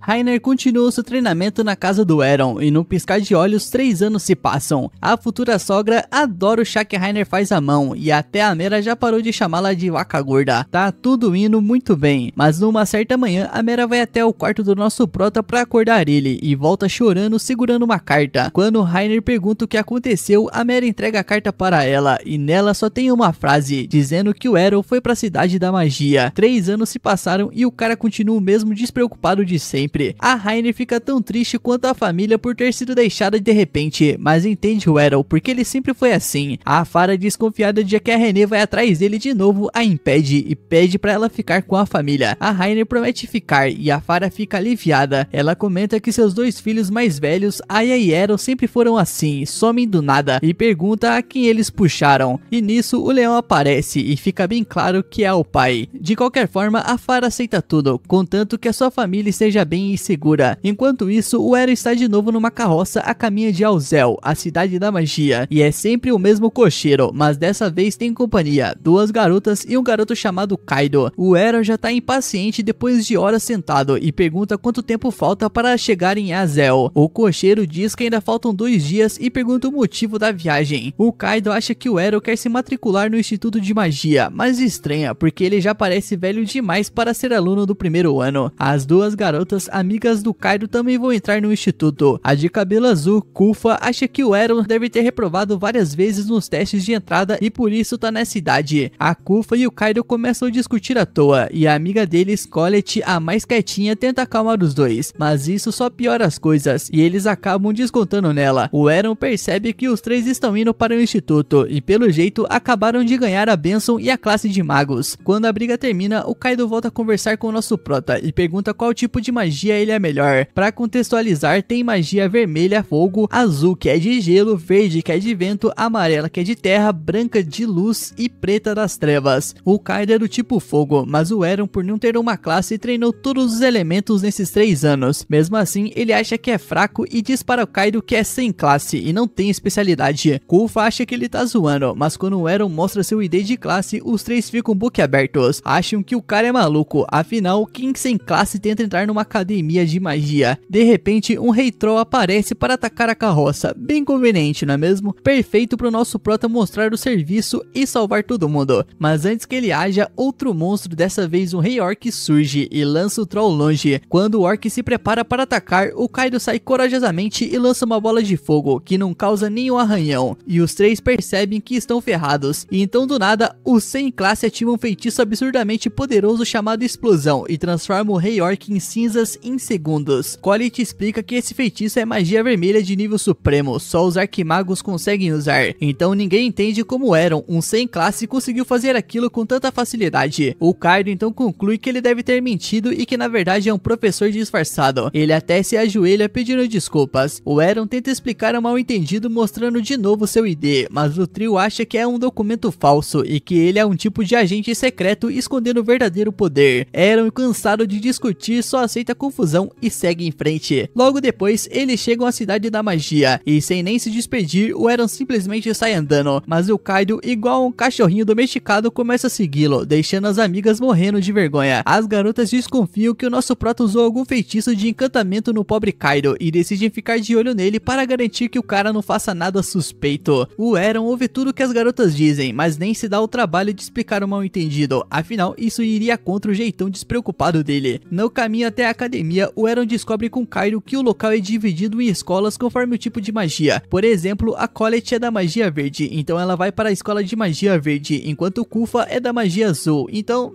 você já sabe, né? Isso, claro, se elas passarem no exame exame de admissão. O Kaido acha que o nosso prota vai querer fazer o teste na escola de magia vermelha, supondo que ele seja especialista em fogo, e puxa o cara pelo braço até lá. Dessa vez, felizmente, a inscrição do Eren não é recusada, por ele ser um sem classe. Com as inscrições aprovadas, os dois vão direto pro campo de testes, e a prova é bem simples. Acertaram uma estátua com uma bola de fogo, acertou, passou. Aí aparece um carinha metido, como sempre, né? Tinha que ter,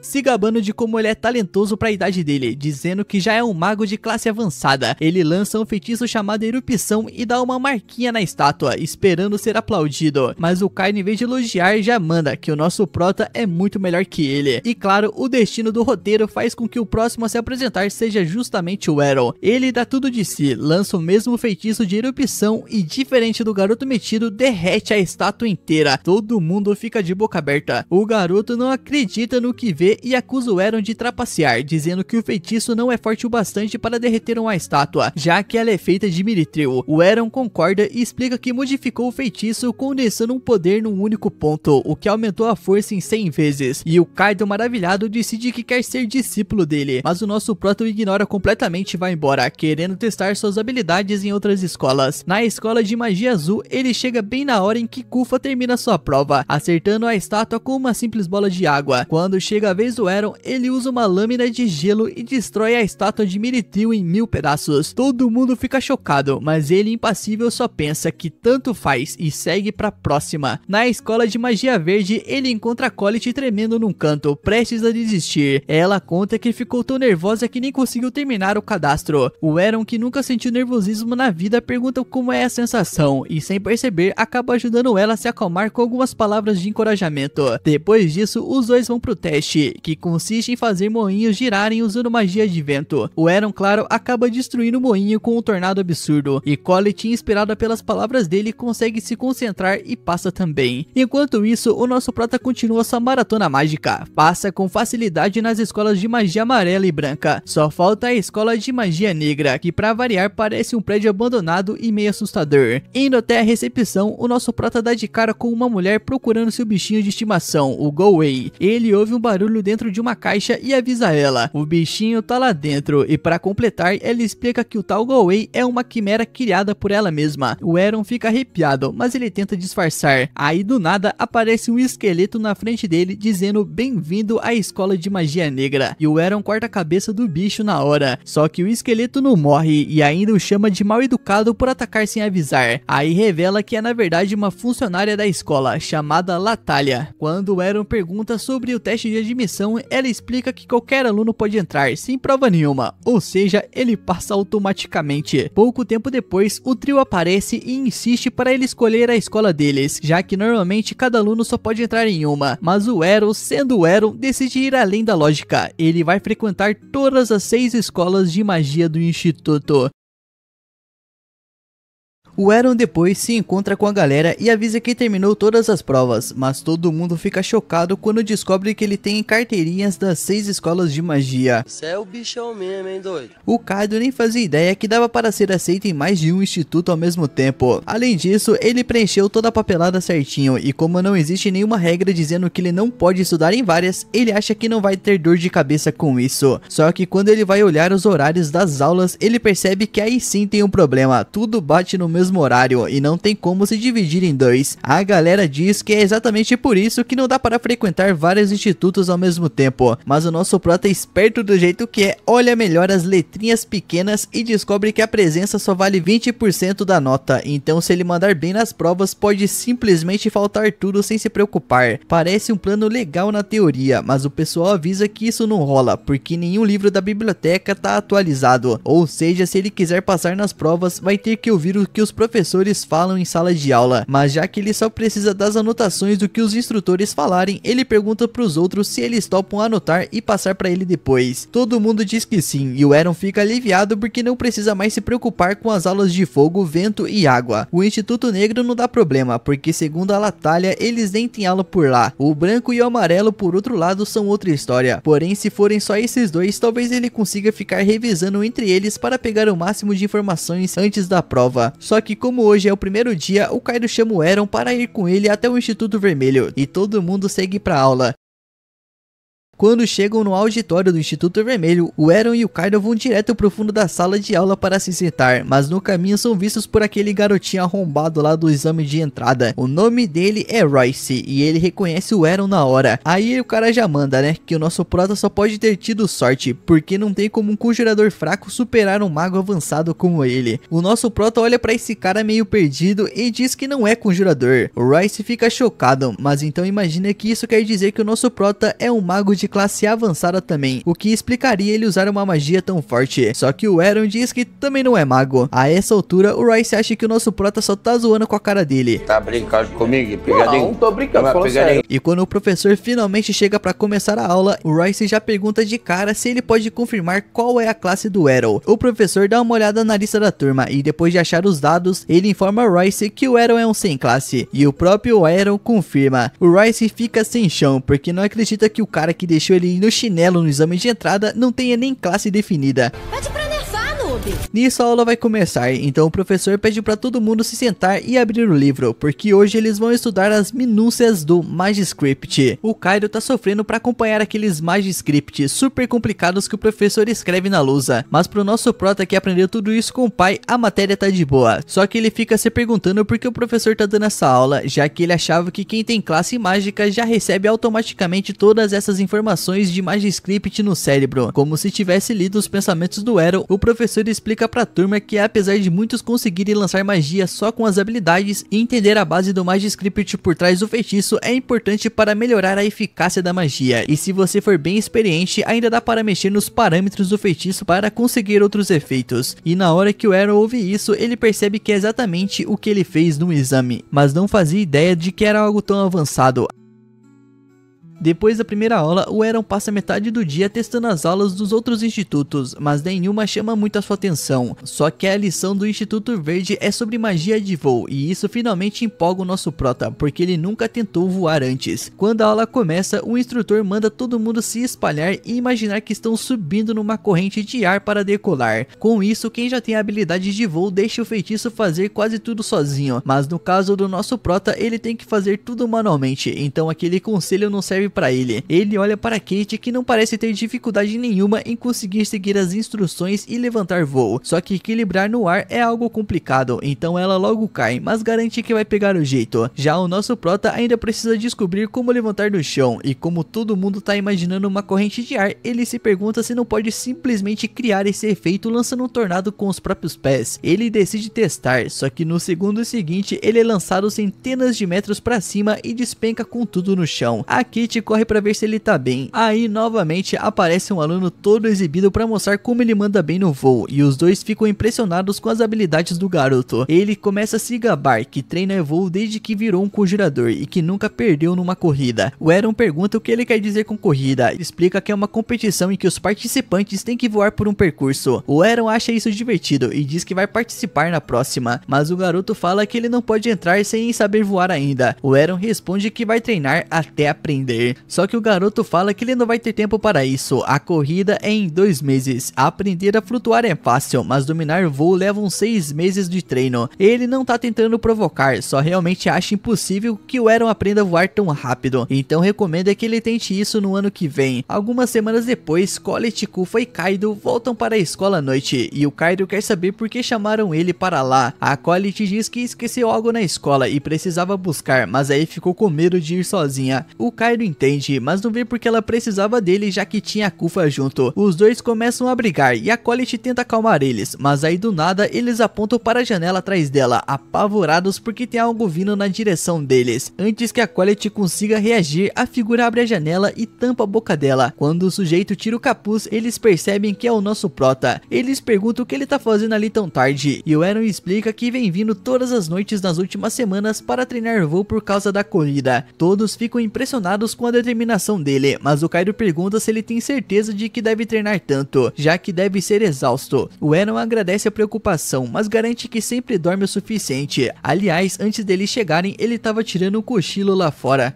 O Kaido então fica impressionado com o quanto nosso prota leva a sério o seu treino. No dia seguinte, o Eren tá de novo na aula com o Kaido. Enquanto o professor escreve um feitiço no quadro, ele percebe um erro e aponta. O professor confirma e corrige, e o Kaido acha impressionante como o Eren percebeu tão rápido. O Eren explica que memorizou todos os feitiços do livro, já que eles não aparecem magicamente na cabeça dele como acontece com os outros. O Kaido mal consegue memorizar um feitiço e pergunta como ele conseguiu decorar tudo, e o nosso prota diz que só simplificou vários feitiços para ficarem mais fáceis de lembrar e ativar. O professor acha essa ideia fascinante e pede para o nosso prota escrever um dos feitiços simplificados na lousa. Ele faz isso na hora, e depois de analisar, o professor confirma que o feitiço funciona, mas percebe que o Eren removeu todas as proteções, o que pode causar uma explosão se houver um erro. O Eren sabe do risco, mas como pode tancar uma explosão ou outra, ele não viu motivo para perder tempo com proteções. Mesmo parecendo imprudente, o instrutor percebe que ele entende perfeitamente de Magiscript e pergunta se ele quer fazer um exame de promoção para avançar um segundo grau. Só que o Royce levanta a mão dizendo que também quer participar, e o professor deixa. Eles vão até o local da prova. A regra é simples, um monstro vai ser solto na pista e os dois precisam derrotar ele antes que ele chegue perto demais. Parece fácil. O Royce diz que vai primeiro e logo pula na pista. Nisso eles soltam um Minotauro que parte pra cima dele. O Royce lança um feitiço de erupção, mas erra feio. O Eren fica impressionado porque vê que o poder do feitiço aumentou muito desde o exame de entrada. O professor concorda, dizendo que isso é fruto do esforço dele, mas não adianta muita coisa se ele não acertar o alvo. O Royce dispara vários feitiços desesperado, mas a mira dele é horrível, então o Minotauro chega perto e está prestes a atacá-lo, até que desaparece no último segundo. O professor explica que ele nunca teve em perigo, porque há um sistema de segurança que impede os monstros de machucarem os alunos, mas espera que ele tenha aprendido algo sobre os próprios limites. O Royce, embora irritado, admite que ainda é fraco demais para passar. O professor diz para ele não desanimar, porque geralmente leva 2 anos para os alunos ficarem fortes o bastante. Agora é a vez do nosso prota. Ele entra na pista e o professor libera um monstro, mas esse parece bem maior e bem mais forte que o Minotauro do Royce. Aí outro instrutor aparece avisando que houve um erro, é claro, né? Um Minotauro superior acabou sendo misturado com os normais usados no exame. O Bran percebe que isso pode ser perigoso, porque um desses poderia quebrar o sistema de segurança. Então avisa o Eren para sair dali, mas ele responde que tá tudo certo e que consegue derrotar o bicho. Ele cria 2 lanças de fogo e lança no monstro, mas ele é ágil demais para cair no ataque frontal, então simplesmente salta por cima. Só que o nosso prota já tinha planejado isso, fazendo as lanças virarem no ar e acertarem o Minotauro pelas costas, ganhando tempo para incinerá-lo com o seu feitiço modificado de erupção. Assim, o nosso prota passa no exame. Mais tarde, o Kaido conta para todo mundo o quanto o Eren foi incrível. O Eren diz que só conseguiu fazer o exame de promoção cedo porque o professor o recomendou, mas essa promoção só vale dentro do Instituto Vermelho. Agora ele precisa dar um jeito de convencer os professores das outras escolas a fazerem o mesmo.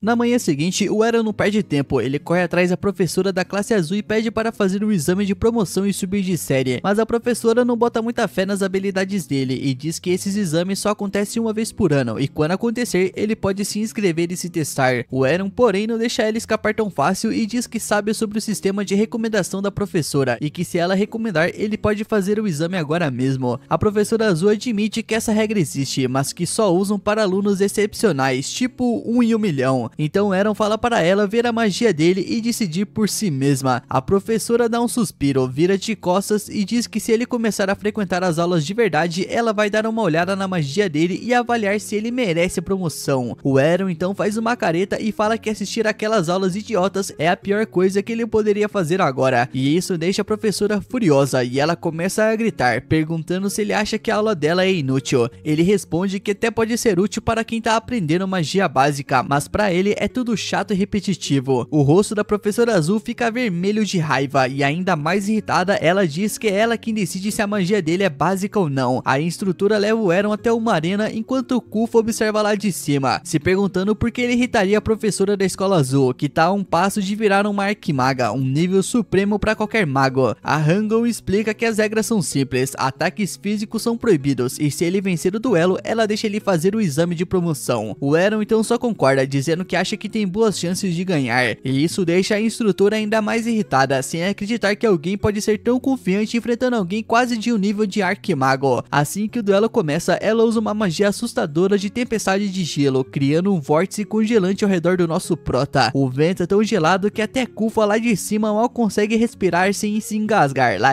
ela reza para que o Eren sobreviva, mas quando a tempestade diminui, percebe que o nosso prota virou uma estátua de gelo. A Egon então sorri, dizendo que como todo mundo, ele também parecia ameaçador só da boca pra fora. Mas antes que ela comemore a vitória, o gelo começa a rachar quando o nosso prota explode pra fora dele com um soco. Ela elogia a agilidade dele, mas diz que isso não vai ser o suficiente para vencer. O Eren responde que só vão saber se ele tentar. Então ele conjura estilhaços de gelo. A Egon não se impressiona, dizendo que esse é o feitiço mais básico que qualquer iniciante aprende. Mas a Kufa fica chocada quando o Eren dobra a quantidade de estilhaços, enquanto ela mesma só consegue conjurar 2 no máximo. A Egon então sorri e diz que isso não é ruim para um aluno novo, mas ainda está longe de qualquer problema para ela. Em vez de se defender com um ataque de gelo, ela decide igualar o ataque, lançando os próprios estilhaços. As rajadas explodem no ar quando se chocam, e o nosso prota percebe que deveria ter esperado isso de uma instrutora. A Egon então percebe que o nosso prota é o aluno que tirou a melhor nota no exame de entrada e imagina que estilhaços de gelo devem ser o feitiço principal dele, mas diz que isso não funciona com ela, já que também é o seu feitiço principal. Mesmo assim, o nosso prota não recua. Com isso, ele se prepara para lançar outra rajada de estilhaços de gelo, mas dessa vez ele dobra a quantidade de novo. A Eagle sorri e iguala o ataque com o mesmo número de estilhaços, dizendo que pode criar centenas deles quando quiser. Mas o nosso prota ainda não acabou. Ele de repente cria 100 estilhaços de gelo do lado direito da Eagle, depois do esquerdo e até atrás dela, cercando completamente a professora. E isso pega ela desprevenida, porque multiplicar estilhaços é fácil, mas mudar a direção deles exige uma magia bem mais complexa. Ela percebe na hora que os próprios estilhaços não vão protegê-la e ergue uma parede de gelo para bloquear o ataque. Ela fica confusa com o fato de que os estilhaços do Eren continuam tão fortes quanto antes, mesmo quando deveriam perder a força ao serem multiplicados. Mas ela resolve usar um truque, sabe que o nosso prota não consegue quebrar a parede de gelo dela, então ela poupa mana esperando ele gastar tudo, e no final lançar um último ataque forte para derrubar o garoto. Mas antes que ela pense qual feitiço vai usar, o nosso prota decide usar o seu ataque final primeiro. Agora que ela está presa dentro da própria parede de gelo, ele cria uma lança gigante de gelo acima dela e arremessa ela para baixo. A Eagle entra em pânico e usa o escudo de gelo, mas ele não é forte o bastante para bloquear totalmente a lança. O golpe atravessa o escudo e atinge a Eagle com força. O Eren então suspira aliviado, admitindo que derrotá-la foi realmente difícil. A Kufa, chocada, percebe que um aluno acabou de vencer uma professora da academia. Depois disso, ele encontra os três do lado de fora, onde a Kufa conta para os outros que a Eagle decidiu promover o Eren sem precisar do exame. O Kaido vibra com a conquista, mas o nosso prota não perde tempo e imediatamente coloca os olhos em Colette e na Escola Verde. Colette acompanha ele até a professora da Escola Verde e o Eren pede permissão para fazer o exame de promoção. Ela nega, dizendo que ele pode tentar a sorte quando os exames forem abertos. O nosso prota reclama que se ela der a recomendação, ele pode fazer o exame agora e pergunta se ela quer ver sua magia. A professora não recua, dizendo que as outras escolas podem até ter suas regras, mas ali eles seguem as próprias e não permitem ninguém fazer o exame fora da data. O nosso prota insiste que deve existir alguma forma de adiantar o exame, e a professora responde já irritada que só o diretor pode autorizar algo assim, mas a professora avisa que nem ouse tentar. O diretor é extremamente ocupado e se ele perder tempo do homem pode acabar expulso da escola, e o nosso prota percebe que não pode arriscar. Mas a Colette aparece com outra ideia. Ela diz que a corrida da aérea está chegando e todo ano o vencedor recebe o prêmio pessoalmente do diretor. O Eren acha a ideia perfeita, porque assim poderia mostrar as suas habilidades e pedir a promoção diretamente. Finalmente chega o dia da corrida e todos os competidores se alinham enquanto o narrador apresenta o diretor da escola, que cumprimenta todo mundo e pede uma prova limpa sem ninguém se machucar. Antes da corrida começar, o garoto de cabelo verde aparece de novo e pergunta se o nosso prota tá ali para passar vergonha. O nosso prota nem lembra dele, o que deixa o menino furioso. Ele diz que se chama Sky e que vai se tornar o mago mais rápido do mundo. Com isso, a corrida começa e os competidores decolam batendo uns nos outros e caindo, enquanto os melhores avançam pelo percurso. Um deles voa como um foguete, mas sem controle, e bate na parede e é eliminado. 15 participantes lideram o grupo, a maioria de veteranos, mas um dos professores nota que há duas caras novas entre os líderes, ambos calouros do primeiro ano, o Eren e o Sky. O Sky fica chocado que o Eren consegue acompanhar, mas o nosso prota responde que todo mundo está se movendo devagar demais. Eles seguem um ritmo constante até chegar na primeira curva difícil, onde precisam passar por um portão estreito e virar à esquerda. Alguns tentam disparar, mas não conseguem virar e acabam caindo na água. O Sky então usa sua estratégia de ficar no meio do grupo, garantindo a melhor chance de fazer a curva certinho. Depois de virar, ele sorri achando que o nosso prota ficou para trás, mas se surpreende vendo que ele continua ao lado dele. Logo, a líder Dion, vencedora dos últimos 4 anos, dispara à frente. Mas para a surpresa de todos, os dois calouros Aaron e Sky continuam grudados nos calcanhares dela. Até Dion fica surpresa por 2 primeiros anistas acompanharem a pessoa mais rápida do 4º ano. Dion então revela que ainda nem estava usando a sua velocidade total. Ela acelera mais enquanto Sky começa a ficar sem mana, suando e lutando para continuar, até que finalmente desaba. A professora da escola amarela elogia o esforço dele, dizendo que ele vai longe se continuar treinando, mas para surpresa de todos, o Aaron ainda está firme atrás de Dion. A Dion fica impressionada por alguém conseguir acompanhar aquele ritmo, então decide acelerar ainda mais. O nosso prota percebe que seus 2 meses de treino não são suficientes para vencer essa garota, então ele usa sua carta na manga, começa a criar bolsões de ar nos seus pés e saltar sobre eles, ganhando impulso suficiente para manter a velocidade da líder. O narrador não entende o que está vendo, mas o professor de magia da luz percebe a técnica e explica que o Aaron está fazendo, mas afirma que para gerar impulso suficiente, alguém precisaria ter a força nas pernas de um espadachim de classe suprema, o que o deixa confuso. Mesmo assim, o professor comenta que eles vão precisar diminuir a velocidade logo, porque o último trecho exige outra curva fechada antes da linha final. Se eles continuarem nessa velocidade, vão bater. Dion sabe disso, mas também sabe que quem desacelerar primeiro perde a vantagem. Ela mantém a velocidade no máximo que pode, mas acaba tendo que diminuir. O nosso prota, porém, não liga e dispara direto, usando o botão de ar para fazer a curva com um soco. Com isso, ele cruza a linha de chegada em primeiro lugar, vencendo a corrida enquanto Dion chega em segundo. Em vez de ficar frustrada, ela aperta a mão do nosso prota e parabeniza ele pela vitória e deseja boa sorte no futuro. O Sky chega um tempo depois em terceiro, mas tá tão esgotado que apenas desaba no chão. Um pouco depois, o diretor entrega a medalha e o certificado pro nosso prota, e o Aaron aproveita o momento para pedir uma promoção para o 2º ano. O diretor sorri e diz que ele mostrou ser um aluno exemplar, então tem permissão para subir de série. E assim, o nosso prota completa a promoção nas escolas verde, vermelha e azul, faltando apenas 3 escolas.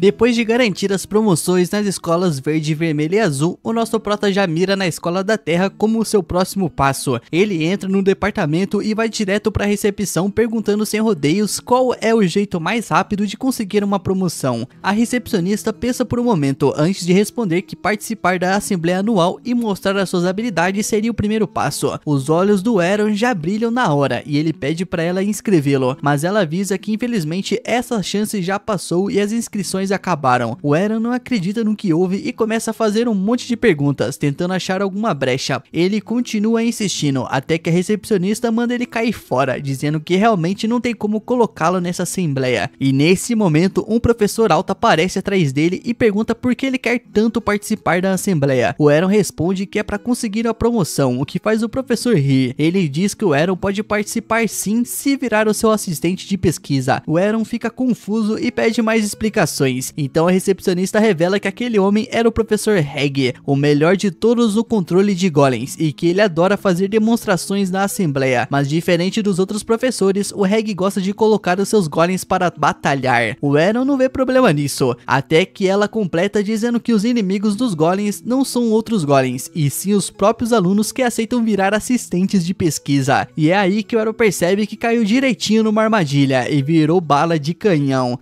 Você é um brinquedo! A recepcionista então pergunta se ele ainda quer se inscrever, e para a surpresa dela, ao invés de desistir, o nosso prota dobra a aposta, dizendo que se esse é o único jeito de entrar, ele vai arriscar. Alguns dias depois, finalmente chega o dia da assembleia, e todo mundo se prepara para mostrar as suas habilidades de magia da terra. Alguns criam cisnes lindos, outros recriam cenas históricas, e algum idiota decide montar um castelo de areia. Quando finalmente chega o professor Reg, o silêncio toma conta da plateia, porque todos querem ver quem vai vai ser a nova vítima dele. O Reg então cria 3 golems de batalha num piscar de olhos, impressionando todo mundo. O Kaido percebe que eles são bem diferentes dos golems comuns das vilas, e a Kate explica que é porque esses golems são de combate. O Reg então vira para o Eren e manda ele invocar o seu golem para começar, e para surpresa de geral, o nosso prota chama o seu golem chamado Alpha, mas ao contrário dos golems de Reg feitos de terra e lama, o Alpha parece mais um Power Ranger. O público vibra, já que não existe regra dizendo que golems precisam ser feitos de barro. O Eren então explica que criou o golem usando materiais encontrados na sua jornada e combinados com alquimia para fazer uma armadura resistente, e depois usou magia de terra para controlá-lo. O Reg já dá risada, dizendo pro nosso prota parar de brincadeira, porque não tem como controlar algo tão pesado com magia da terra, e que certamente tem um humano escondido dentro da armadura. Ele então arranca o elmo, mas só encontra escuridão. O Eren então coloca o elmo de volta, enquanto o Reg reclama que as partes metálicas parecem leves demais para serem firmes. O Eren então manda ele calar a boca e partir para cima. O Reg ordena que o seu golem ataque e destrua tudo no caminho. Um dos golems terrestres avança com velocidade absurda e tenta dar um soco direto na cabeça de Alpha para acabar com a luta num único golpe, mas Alpha simplesmente segura o punho com as mãos sem nem se mover. O impacto é suficiente para fazer o golem de Reg se despedaçar como se fosse feito de cerâmica. Não existe chance daquele trambolho metálico ter derrotado sua criação tão facilmente. Ele diz que foi apenas sorte e se prepara para ficar sério de verdade. Usa magia para reparar o dano e reforça todos os golems no máximo. Depois manda todos atacarem juntos, rindo, enquanto afirma que a sua maior vantagem é ter uma reserva enorme de mana que permite controlar vários golems ao mesmo tempo. Mas o nosso prota não recua fácil. Ele cria 2 espadas para Alpha, que aí segura e se prepara para o ataque. O Reg continua confiante, dizendo que nem armas vão salvar o garoto. Mas aí, para o seu desespero, o Alpha simplesmente destrói os 4 golems de uma vez só com um único corte das espadas.